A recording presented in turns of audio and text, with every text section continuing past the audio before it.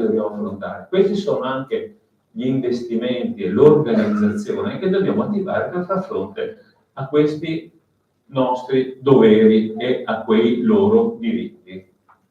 Quali sono le difficoltà? Organizzativa. Alla luce di questi numeri è difficile ovviamente riuscire con i date organizzazioni odierne a questa copertura, no? Perché gli stessi pazienti, come dicevo prima, dovrebbero sottoporsi anche a stress non da poco, no? E quindi è necessario sviluppare modelli organizzativi flessibili, efficaci, anche alla luce del fatto che è sorto un nuovo problema, che la pandemia ci cambia le carte in tavola e ci complica enormemente la vita. E quali sono le collaborazioni possibili? E quali sono gli attori coinvolti? Siamo qua, credo, per parlare con voi anche, no? Qual è il vostro ruolo? Qual è il ruolo delle associazioni di volontariato, del terzo settore e dei sindacati e delle parti sociali? E questo è molto importante. Uno dei problemi clamorosi con cui ci confrontiamo è che la medicina generale, ma questo lo toccate tutti i giorni con mano, è estremamente eterogenea come organizzazione.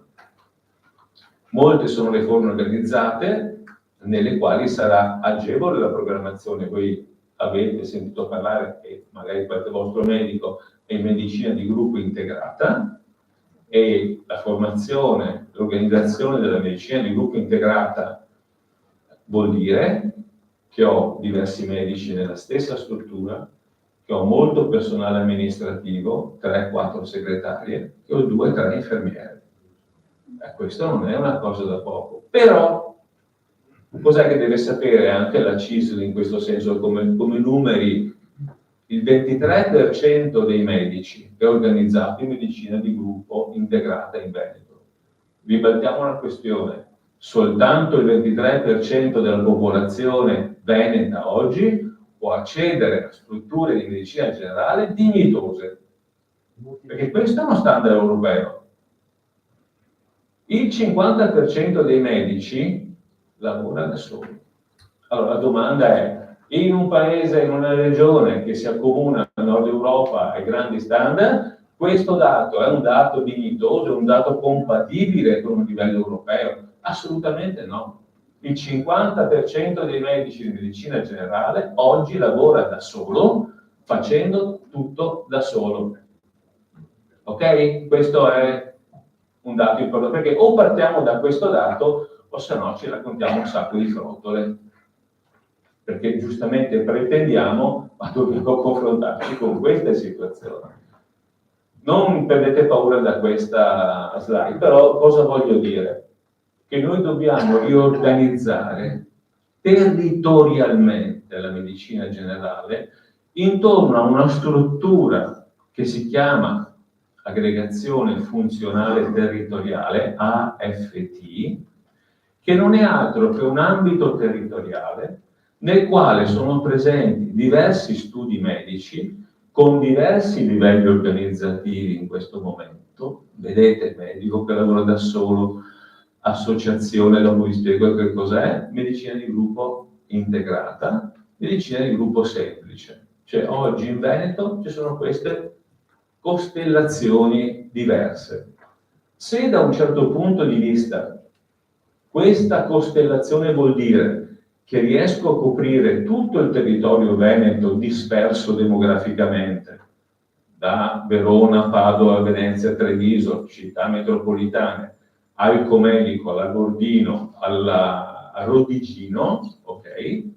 Dall'altro è inammissibile che ci sia questa eterogeneità di organizzazioni. Allora la FT a cosa serve? A dare uniformità, a far sì che ci sia qualcuno responsabile di quel territorio della FT che organizza per obiettivi di salute, per obiettivi vaccinali, in questo caso, tutto quel gruppo di medici, mettendo insieme questi medici e essendo funzionale a che tutti i medici, uguali, tutti i pazienti di quei medici abbiano le stesse opportunità di assistenza. Perché dove il medico lavora da solo, lui deve essere messo in grado di avere comunque in quell'ambito come riferimento un'infermiera sua di riferimento in quell'ambito, anche se fisicamente non è in quello studio, ma noi stiamo programmando il fatto che in Comelico ci sono 3-4 medici sparsi per le valli. Quei 3-4 medici devono avere un luogo fisico centrale rispetto a quel territorio, o un infermiere e una segretaria. Chiediamo tanto. Allora è una lotta che dobbiamo fare insieme, capite? Perché non stiamo chiedendo soldi, scusate la volgarità, stiamo chiedendo qualità di vita. È il discorso anche qua di sviluppare l'età e la vecchiaia in buone condizioni. Dipende che servizi ho, dipende che tipo di informazioni ho, dipende se mi fanno fare le vaccinazioni o mi fanno fare le code di 1 ora e mezza davanti al SISP o davanti al Bocciodromo di Milano. Perché questo è il problema. Oggi abbiamo bisogno quindi medicina incrementale. Cosa vuol dire? La medicina incrementale vuol dire che io conosco il mio paziente, la sua famiglia, in maniera progressiva nel corso degli anni, perché non riesco a conoscere tutto tutti. Io ho bisogno di qualche anno per conoscere bene quella persona, quella famiglia e quel tessuto sociale in cui è inserito quella persona. Allora, incrementale vuol dire crescita piano piano, ma non è solo una crescita persona a persona, è un problema collegato al fatto che alla medicina incrementale, cioè a questo sviluppo progressivo della conoscenza e della qualità, deve essere pari pari un'organizzazione incrementale. Cioè io devo far sì, come dicevo prima, di pormi sempre questa domanda: quale persona ho di fronte? In quale contesto sociale? Con quali bisogni socio-assistenziali? Quale modalità organizzativa e quale team prenderà in carico la persona? Ecco che i modelli organizzativi che vi ho presentato prima correlano strettamente con la risposta a questa domanda. L'altra domanda che vi faccio: oggi riuscite voi a dividere col coltello cos'è sociale da cos'è sanitario? Chi è che oggi può dire che un mal di testa è un'emicrania con aura, punto e basta, che va trattata con il dato farmaco specifico, o che c'è una separazione in corso, c'è un ragazzino tossicodipendente o che ha delle difficoltà alimentari, disturbi del comportamento alimentare?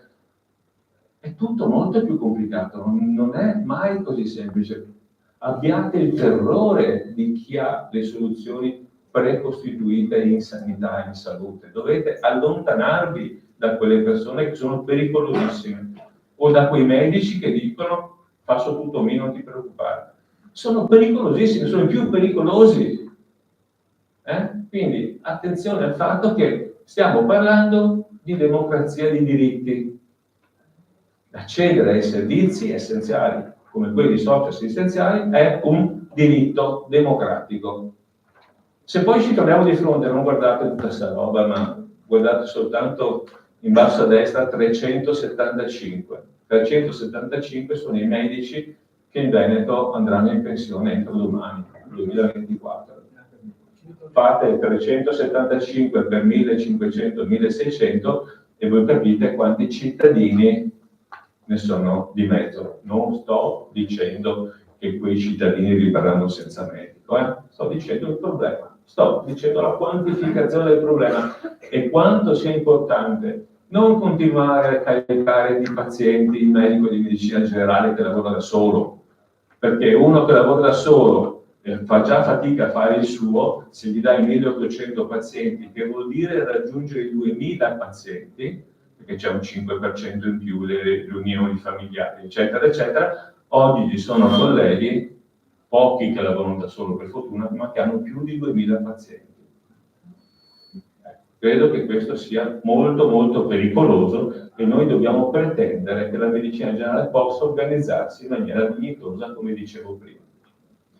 Poi ricordiamoci che il Veneto è questo: circa il 17% della popolazione vive in paesi con meno di 5.000 abitanti.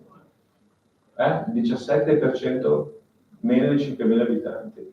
E questo cosa ci dice? Che forse dobbiamo costruire qualcosa per le aree disperse. Anzi, forse non dobbiamo distruggere quello che c'è già, dobbiamo migliorare quello che c'è già, perché comunque abbiamo bisogno degli ambulatori periferici. Io non sto assolutamente dicendo che la medicina di gruppo integrata e le case della comunità siano lo standard o il gold standard. Il gold standard è, per una popolazione dispersa, mantenere quel medico di famiglia là. Il comedico deve rimanere quel medico di famiglia, il comedico non può andare nella casa comunitaria Auronzo. È chiaro, insomma, che è impossibile, no? Allora dobbiamo fare che cosa? Che quei medici rimangano, dandogli condizioni di vita dignitose. Sapete che molti sindaci stanno dando ambulatori gratuiti, l'alloggio, stanno cercando disperatamente di trattenere i giovani medici che vanno a dare ricambio agli anziani in pensione, perché i giovani medici quando arrivano si vedono, a parte la bellezza del paesaggio, scappano dopo 4 giorni. Questo lo sapete, l'avete letto. L'altro discorso che a voi interessa molto, come a tutti i sindacati confederali, come a tutta la politica, e qua mi colgo proprio questo esempio, è il discorso della dipendenza del medico di medicina generale. Diventa dipendente del Servizio Sanitario Nazionale e allora le cose cambiano perché fa quello che gli dice il distretto, fa quello, è un dipendente, il dirigente fa. La domanda è: perché un dipendente dovrebbe andarsi all'incomedico a fare il lavoro che sta facendo un medico di medicina generale oggi? Quale sarebbe il vantaggio? Quello scappa comunque, si dimentica dopo 4 giorni. Non è un valore aggiunto la dipendenza in questo senso, anzi il problema della autonoma organizzazione nel contesto di un ACN, cioè di un accordo collettivo che ti obbliga ad alcune prestazioni, che noi medici dobbiamo parlarci chiaro e dire che certe prestazioni sono obbligatorie. Se tu non le fai sei fuori. Se tu non le fai, se tu non partecipi, avete capito il significato di quella diapositiva di prima della FT? Tu partecipi all'attività in un'area insieme ai tuoi colleghi che ti sostengono ma ti controllano anche, perché se tu non fai quello che devi fare, devo farlo io, vi assicuro che l'audit interno della categoria è molto più forte di qualsiasi ACN, di qualsiasi accordo, di qualsiasi dipendenza, cioè il controllo interno, perché se non fai quello che devi fare ci rimette tutto il resto della compagnia. Questo è secondo me una capacità d'utile, di adattamento, di capacità. Ecco, se voi pensate alle case della comunità, nostra grande idea del PNRR, no? Di costruirle, hanno un senso, ma hanno un senso dove? In un'area metropolitana, dove io so che con un mezzo pubblico in 10-15 minuti, anche a piedi in 15 minuti, le raggiungo. Ma se io devo pensare a un'area dispersa, vi ho fatto l'esempio di prima, casa della comunità Auronzo di Cadore, e io dove sono? Non tanti chilometri, no? Allora, parliamo praticamente, parliamo per le persone o parliamo di cose teoriche? Questo mi preoccupa molto, perché le cose teoriche hanno una sostanza molto concreta, per cui voi sapete che il PNRR funziona grazie a questo. Ma chi finanzia l'organizzazione? Chi ci andrà a lavorare? Zero. Il Veneto non ha una lira, non ha un euro. Se voi chiedete all'assessore Lazzari, sono preoccupatissimi. Parlo di deficit dovuto al Covid di tutte le regioni in questo momento. 230 sono 3 miliardi almeno che le regioni avanzano solo per il buco Covid, 3-4 mila solo per il buco Covid, e devono finanziare anche tutte queste strutture. Ecco, io sono molto preoccupato perché c'è qualcuno che racconta un sacco di balle, insomma. Allora, entro il 2024, ulteriore carico da 90 che vi do, in aree disperse come quelle del Rodigino e del Bellunese, vi do un altro carico da 90. Risponde alla porta aperta. Sì, ma insomma, è giusto. Siamo sulla stessa linea. No, sono molto contento. Altro carico da 90, aree disperse come il Bellunese e il Detto del Po, e lo Rodigino, vedono il 30% dei medici andare in pensione entro domani, il 2020 il 30% dei medici vanno in pensione. In aree che hanno già il grosso problema, è un'emergenza l'organizzazione del lavoro, voglio dire, non è una cosa così. Okay? In generale, entro il 2025 andranno in pensione 20,1% dei medici in Veneto, ok? E attualmente assistono 1 milione di persone. Questi sono i dati su cui dobbiamo ragionare, non tanti altri discorsi. Quindi cosa voglio dire? Che il personale rappresenta una priorità. E il personale, al di là che ovviamente gli infermieri sono importantissimi, sono vitali per noi, ma riconosciamo il deficit grave in questo momento. È impossibile chiedere la luna. Allora, se arrivano, vengano, sono una cosa, ma il primo nucleo di condensazione organizzativo è il personale amministrativo. Non me ne faccio nulla di un call center, perché se sono un medico di medicina generale e se voi siete persone che accedono al vostro medico di famiglia, non avete bisogno di un risponditore di un call center, avete bisogno di una persona che è la prima accoglienza della vostra richiesta, che metabolizza la vostra richiesta, che vi offre subito una soluzione, quindi certificazioni, indirizzi per ottenere diritti, no? Da parte cittadina, sostegno familiare e via discorrendo, e che poi ovviamente seleziona le chiamate al medico di medicina generale. Perché vi dico questo? Non per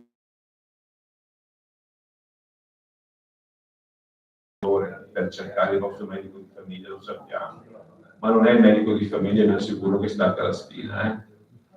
Dato statistico certificato da provider di telefonia. 2021, medicine di gruppo integrate di Chioggia, quindi vicinissimo a noi, 1800 chiamate al giorno. Ora, voi chiedete, datemi una soluzione a questo problema. Non è possibile, perché io posso mettere anche 30 linee telefoniche, ma sempre 5 segretari no. Allora, questo è uno dei problemi che io vi do veramente così, perché le dimostranze vostre al direttore generale, al presidente Zaia, all'assessore, in gran parte sono questi: sa metabolizzare le richieste, che sa tradurle, non ci serve assolutamente a nulla, serve semplicemente a riempire l'agenda in 30 secondi. Una rete capillare, ma di questo ve l'ho spiegato, come quello che noi definiamo il team di assistenza primaria, è esattamente quello che vi ho detto prima, in ogni luogo della popolazione, con un personale di segreteria e almeno l'infermiera. Questo per noi si chiama micro team, personale più medico. Questo è il micro team che noi proponiamo. Non il rapporto capitario, in questo senso è importante, non un medico ogni X abitanti, dobbiamo cambiare la prospettiva, dobbiamo pensare ai chilometri quadrati, perché è un problema di popolazione dispersa. Già oggi un medico in medicina generale c'è ogni 6 chilometri quadrati. Nelle province di Lorigo e Belluno poi la cosa viene ancora più eclatante, dispersione di popolazione, perché abbiamo, guardate i numeri, l'84% e il 91,80%, Rovigo e Belluno rispettivamente, con comuni sotto 7.000 abitanti. E cosa vogliamo dare? A casa della comunità? No? Dobbiamo dare ambulatori diffusi, in rete, coordinati attraverso la FT. 3 modelli, vado veloce, una sede unica, dove è possibile, esempio area metropolitana, ok? Sede unica con ambulatori periferici, perché abbiamo bisogno di tenere la popolazione, anche quella periferica dispersa, e quindi in rete. Dipende dalla densità abitativa. E questa è la domanda che poi mi sono fatto, ma a questo punto, perché ho perso il tanto tempo a queste robe? Perché questa premessa è strettamente collegata a se io riesco a fare il medico di medicina generale e se riesco a incontrare le persone in un luogo dignitoso, accogliente, che offre relazioni serene e produca salute anche attraverso le campagne vaccinali, perché le campagne vaccinali sono un indicatore formidabile della nostra capacità organizzativa, della nostra capacità di condivisione, del nostro livello di democrazia, se vogliamo, è importante, ok? Questo è il calendario vaccinale che lascio ovviamente alla collega Madasi, vado via velocissimamente, perché la proposta della FIMS è quello che ve l'ho già espressa, no? Per una maggiore copertura vaccinale, un'organizzazione più dignitosa. Vado avanti, vado avanti, vado avanti, e io vi ringrazio.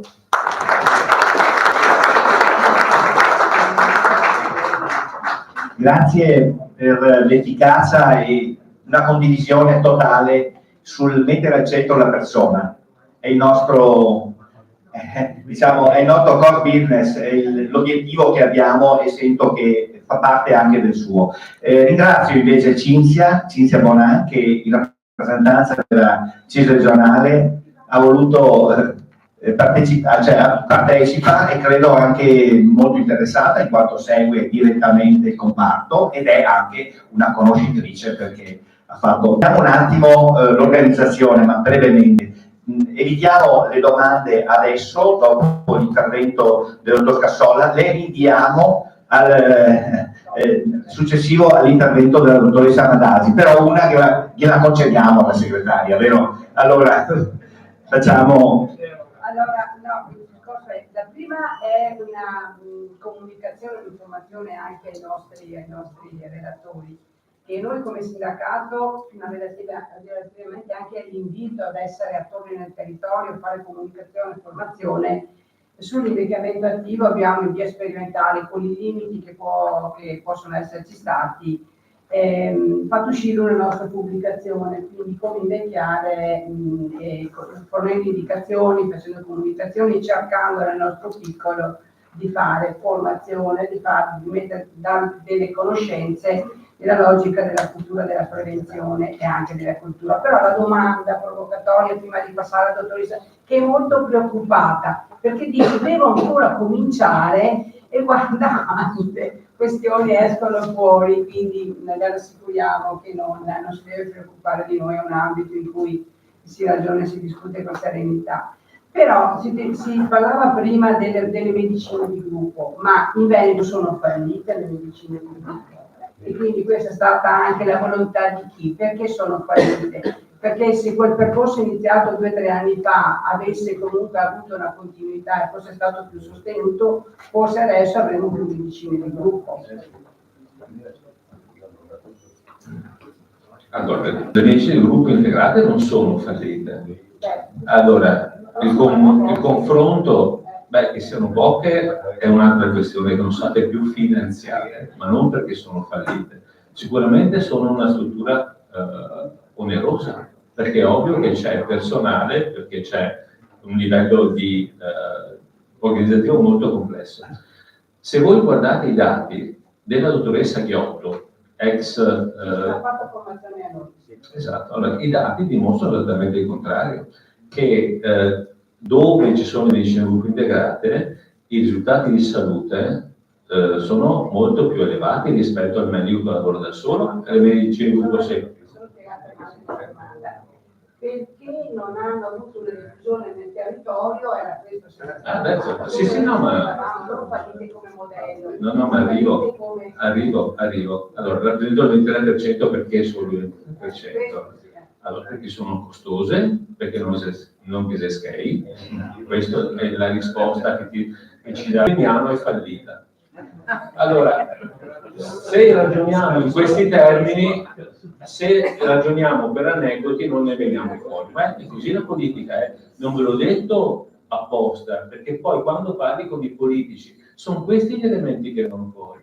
Quando parli col presidente Zaio, quando parli con la Sonia Brescacin, lo tirano fuori gli esempi dei loro paesi o le lettere che arrivano. Se noi ragioniamo in termini di efficacia, ti ho detto, i dati della regione dico che funzionano, non solo, ma funzionano anche nella diminuzione degli accessi al pronto soccorso. Cavarzare, rispetto a Piove di Sacco, rispetto a Chioggia, ha dei risultati splendidi. Il problema è che in questo periodo ci sono stati tagli trasversali. Chi è che ha finanziato la sanità in questo periodo? Nessuno. Il Veneto ha finanziato la sanità, si è mantenuto a galla dignitosamente, ma di certo non ha finanziato la sanità territoriale. Quando io prima vi ho detto che mancano dai 3 ai 4 miliardi di finanziamento solo per il Covid, vi ho dato Per tutte le regioni. di tutte le regioni, vi ho dato un dato drammatico, beh, metti del 10-11% riguardo il Veneto, sono dati drammatici comunque, d'accordo? Allora, il problema è se il gioco vale la candela. Io dico di sì, perché abbiamo gli stessi interessi. Se io lavoro in un ambiente protetto, sicuro, tranquillo, io do il meglio alla mia popolazione, io lavoro sereno, ma se io sono da solo come un cane, come gioco il petto, devo avere 10 tentacoli per rispondere al telefono, scrivere con la penna, guardare in faccia magari anche la persona e guardare più a lungo il computer perché devo imputare dei dati, è chiaro che è una vita d'inferno. E voi giustamente soffrite con me, perché non riesco a darvi quello che vi spetterebbe. Allora, su questo, come parti sociali, abbiamo dei grandi interessi in comune. Si può fare una domanda, però, perché questa La discussione è dottoressa. Mi metti in difficoltà, ma tientela perché è sicuramente la dottoressa. Domande risponde lei. Sì, alla dottoressa chiediamo, non naturalmente chiediamo di darci risposte diciamo, complesse